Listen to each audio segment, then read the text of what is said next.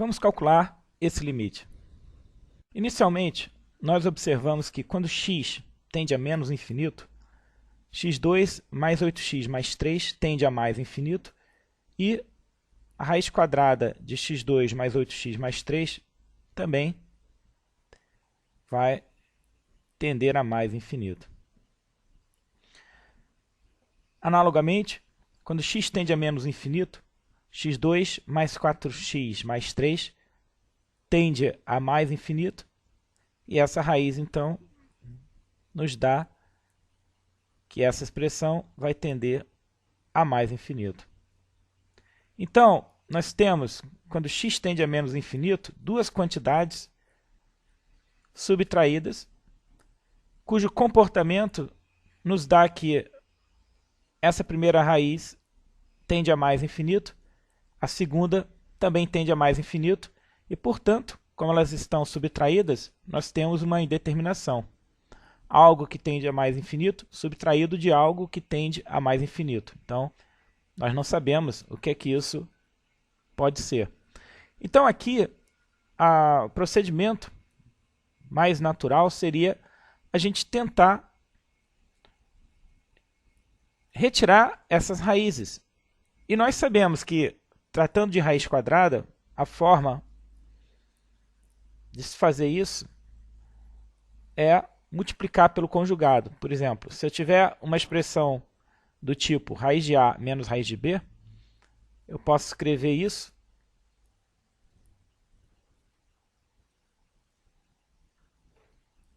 multiplicando por raiz de A, nesse caso mais raiz de B, porque a gente tem raiz de A menos raiz de B. Então, vou multiplicar por raiz de A mais raiz de B e dividir por raiz de A mais raiz de B, para não alterar a expressão original. Ora, mas aqui, ao fazer essa multiplicação, a gente tem A menos B, que vem do produto desses dois termos aqui no numerador, e o denominador fica raiz de A mais raiz de B. Então, esse termo vezes esse nos dá A menos B, 1 vezes raiz de A mais raiz de B, dá raiz de A mais raiz de B. Então, nós vamos usar essa ideia aqui para reescrever esse limite, a fim de que a gente consiga retirar essas raízes. Então, nós vamos reescrever a expressão da seguinte forma.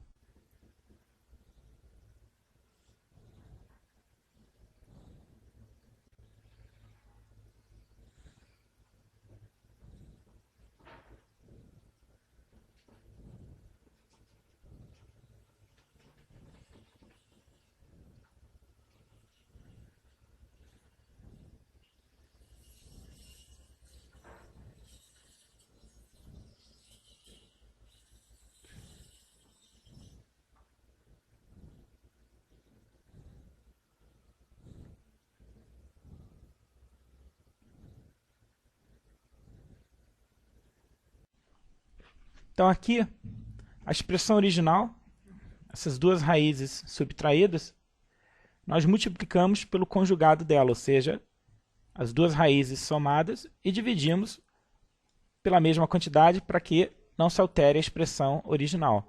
Então, a gente está mais ou menos fazendo esse processo indicado aqui.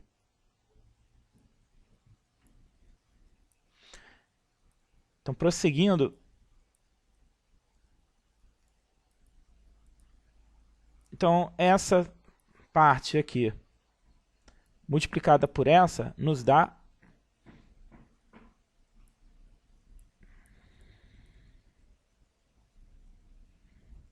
porque é esse termo vezes esse, então é ele ao quadrado, já não temos mais a raiz. Depois, esse termo vezes esse ao quadrado com sinal negativo, então a gente tem isso aqui.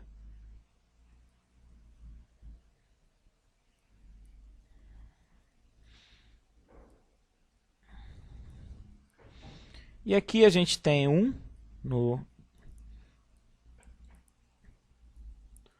vezes esse termo, nos dá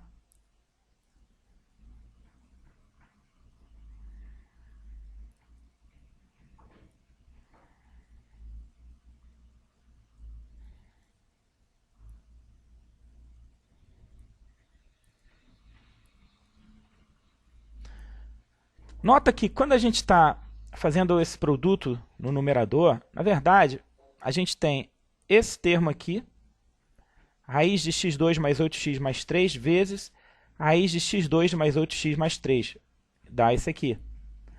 Depois, esse termo aqui, a multiplicação desse por esse, ela é cancelada quando a gente fizer a multiplicação desse termo por esse aqui, porque tem o sinal menos. Então, esse termo vezes esse, sinal menos, é anulado pelo produto desse por esse. Finalmente, esse termo aqui, raiz de x2 mais 4x mais 3 vezes raiz de x2 mais 4x mais 3, aqui vai aparecer com sinal negativo. Como ele vai estar multiplicado por ele mesmo, a gente já não tem a raiz. Então, a gente obtém esse termo. Então, o produto dessa parte com essa acaba nos dando o quadrado do primeiro menos o quadrado do segundo. Então, aqui, a gente vê o seguinte.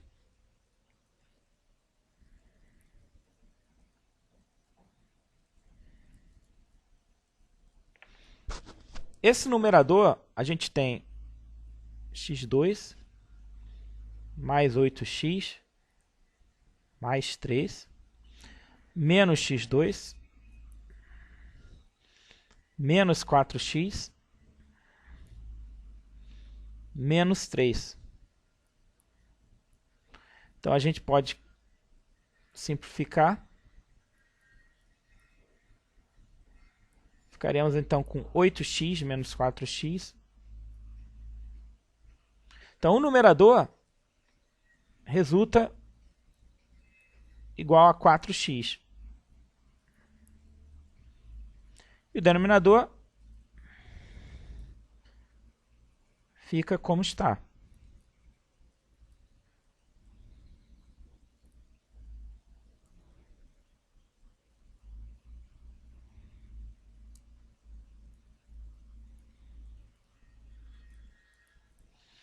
Bom, agora, depois desse algebrismo,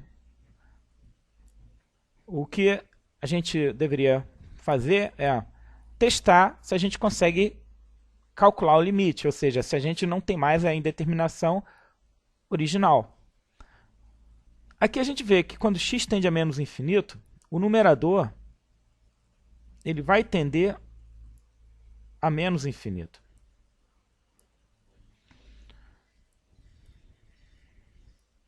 Já o denominador, mais uma vez, aqui a gente vai ter x2 mais 8x mais 3, quando x tende a menos infinito, essa expressão vai tender a mais infinito. A raiz dela também vai tender a mais infinito. x2 mais 4x mais 3 também tende a mais infinito. Aqui a raiz produz mais infinito. Então, cada um desses termos aqui, no denominador, estaria dando mais infinito.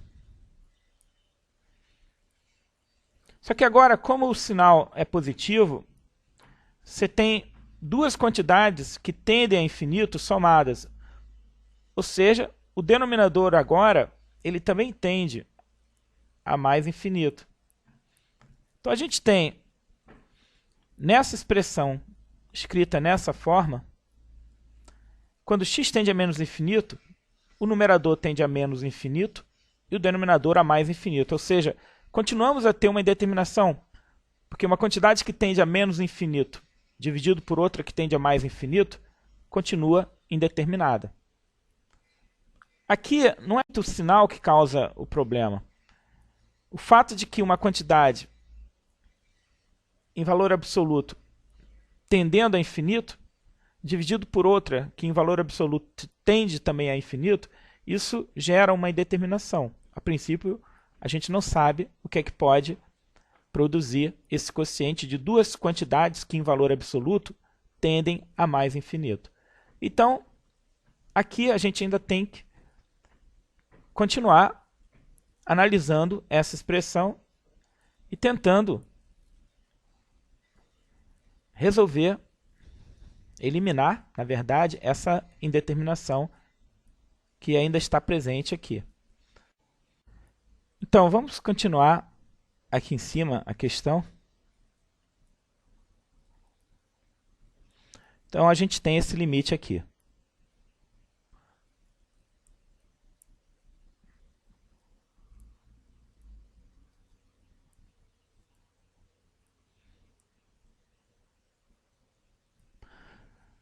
Vamos agora fatorar o termo de grau mais alto em cada um desses polinômios que aparecem aqui no denominador. Então, se tem x2 mais 8x mais 3, vamos fatorar aqui o x2.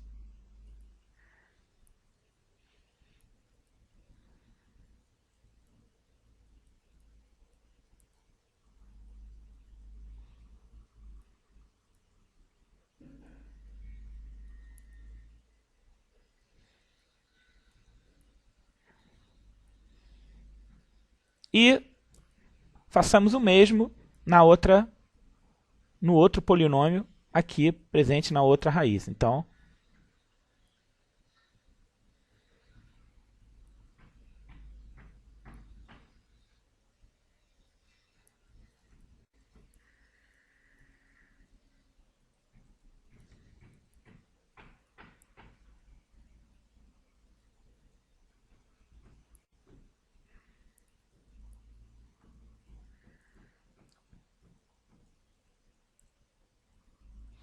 Então, fatoramos o termo de grau mais alto em cada um desses polinômios que tem aqui.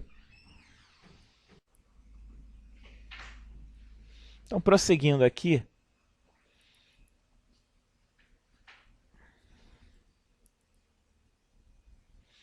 então, raiz de x2, aqui a gente pode tirar,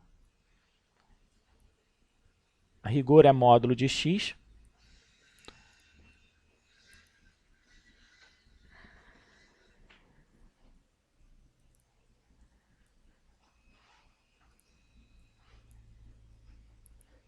E aqui também, raiz de x2 vai sair como módulo de x.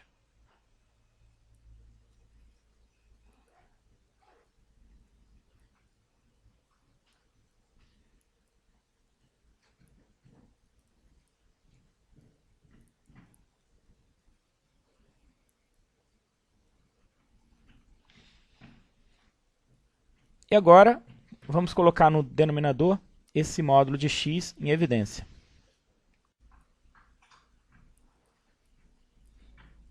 Então, vamos continuar aqui essa questão.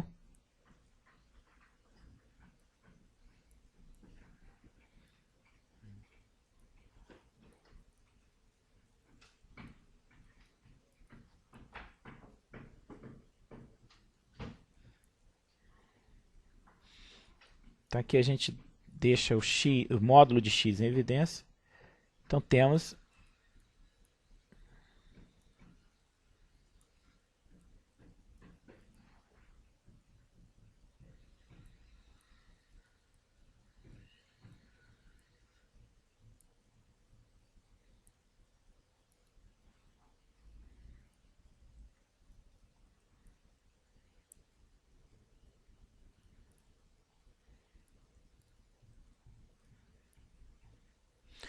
E agora, a gente pode fazer uma simplificação nessa expressão. Aqui, quando x tende a menos infinito, nós temos módulo de x. Isso aqui, na verdade, é menos x. Porque estamos tratando com x negativo. Se x é negativo, o módulo de x é menos x. E aí a gente pode cancelar esses dois termos, x no numerador e no denominador, só que a simplificação resulta em menos 1. Então, temos agora um sinal menos 1 presente. Vamos então colocá-lo aqui, junto ao numerador.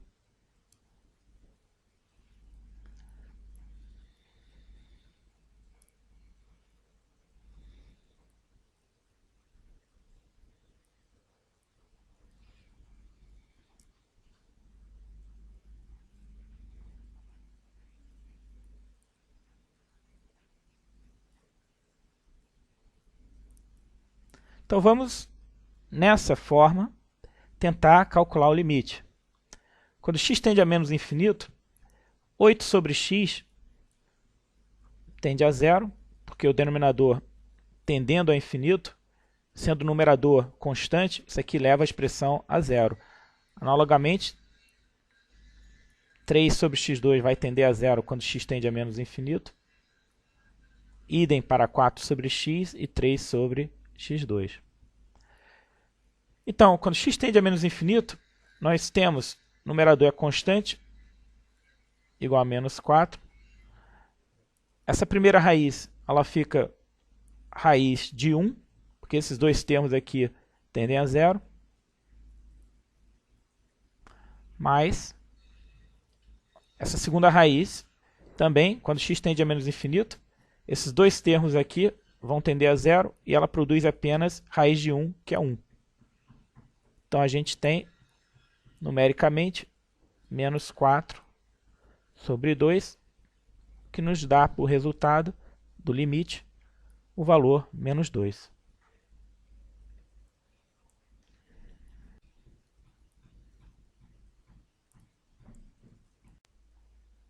Observação. Há um erro comum que se comete, que se refere a calcular o limite não de uma única vez, mas em etapas. Por exemplo, nesse mesmo limite, nós vimos que ele era inicialmente indeterminado. A gente tinha aqui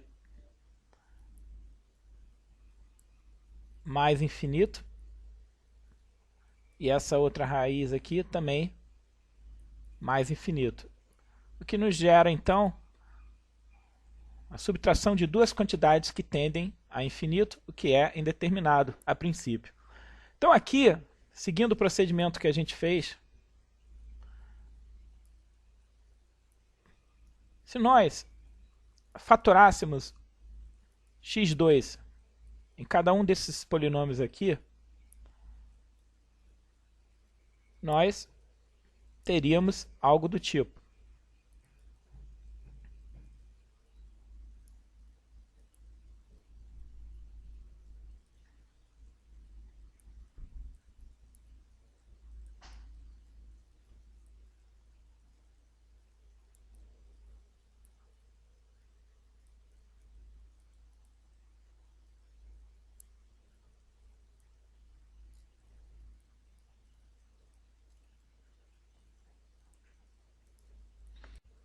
Agora, no cálculo desse limite, alguém poderia utilizar o seguinte argumento. Quando x tende a menos infinito, esses termos aqui tendem a zero. E eu poderia então pensar em reescrever o limite como sendo, aqui vai ficar raiz de 1, que é 1, então fica módulo de x, menos, aqui também sobra raiz de 1, módulo de x, e isso aqui, módulo de x menos módulo de x é zero, que seria equivalente a calcular o limite de uma constante, que é zero. O erro nesse argumento é que, nessa etapa aqui, quando se avalia que quando x tende a menos infinito, 8 sobre x, 3 sobre x2, 4 sobre x e 3 sobre x2 tendem a zero, nós temos também que avaliar que esse termo aqui, como ele é um termo que envolve a variável x, ele estaria tendendo a mais infinito. Analogamente, esse termo aqui tenderia a mais infinito.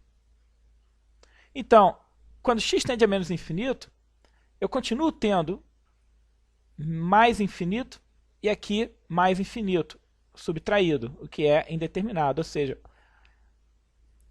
O que foi feito dessa linha para essa aqui foi um uso parcial do limite. Por quê? Quando a gente considerou que x tende a menos infinito para fazer 8 sobre x tendendo a zero, 3 sobre x2 tendendo a zero, 4 sobre x tendendo a zero e 3 sobre x2 tendendo a zero, nós deveríamos ter feito o mesmo para esse x aqui.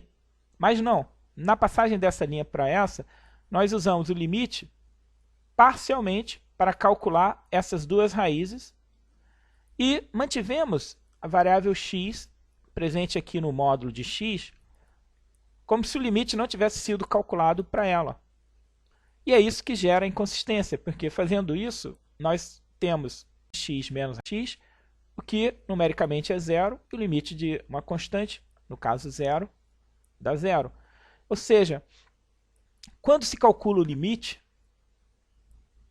não se pode deixar nenhum termo em relação à variável na qual a gente está calculando o limite sem ser avaliado. Então, é isso que gerou a inconsistência nesse problema, ou seja, calculou-se o limite em duas etapas. A resposta, nesse caso, daria zero, e a resposta correta, como a gente viu anteriormente, era menos 2. Ou seja, esse procedimento ele é errado. Conclusão, quando se calcula um limite, calcula-se o limite de uma única vez, não fazendo por etapas, como foi o caso aqui. Então, esse aqui é um procedimento errado.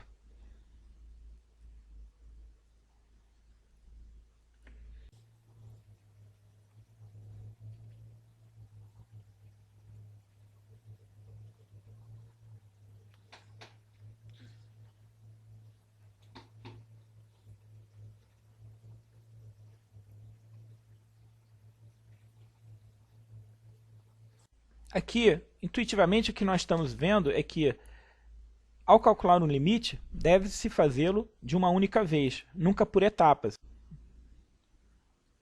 Então, aqui, a gente fez uso do limite para avaliar as raízes quadradas.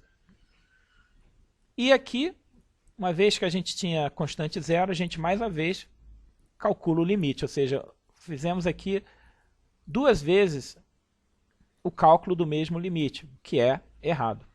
Dito de outra forma, quando nós calculamos o limite, a variável em relação ao qual o limite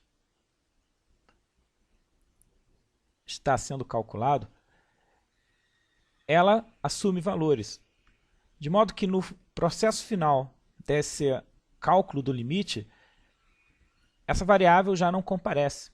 Então, por exemplo, nessa passagem aqui, se nós estamos dando valores para a variável x, nós temos que olhar todas as ocorrências da variável x e considerar os valores que ela assume. Nós fizemos isso só para os termos que estavam na raiz, que dependiam do x. Mas essa parte que dependia do módulo, a gente deixou como variável.